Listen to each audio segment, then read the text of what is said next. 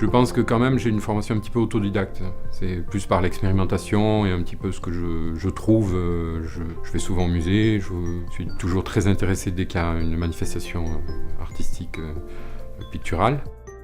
J'ai suivi des cours de dessin à Toulouse, à l'espace Croix-Baragnon, qui était un cours de dessin ouvert à tout le monde, mais très fréquenté par des élèves qui préparaient des écoles d'art.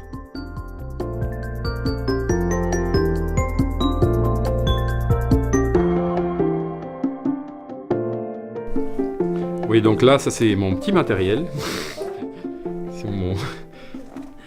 C'est mon sac que je transporte pratiquement tout le temps avec moi, hein, quand je pars quelque part, même un week-end. Hein. Parce que ça peut être l'occasion. Hein.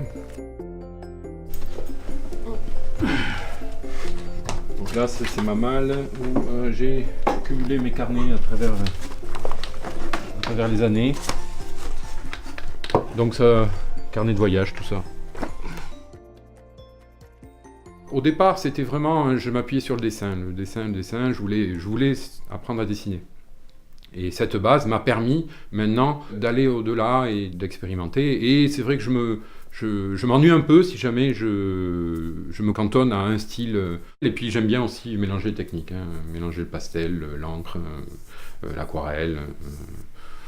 Le fusain, les crayons, ça peut être aussi même des médiums qui ne sont pas artistiques forcément. Hein. J'essaye de voir aussi dans la vallée ce que je trouve, pas forcément aller dans un atelier d'art pour prendre du matériel artistique.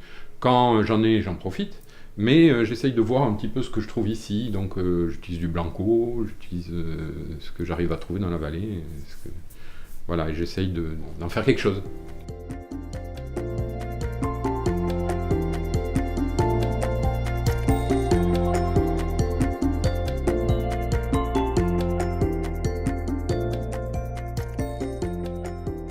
On s'enrichit toujours de tout ce qu'on voit autour de soi, des gens qu'on côtoie dans le milieu artistique, de toute façon.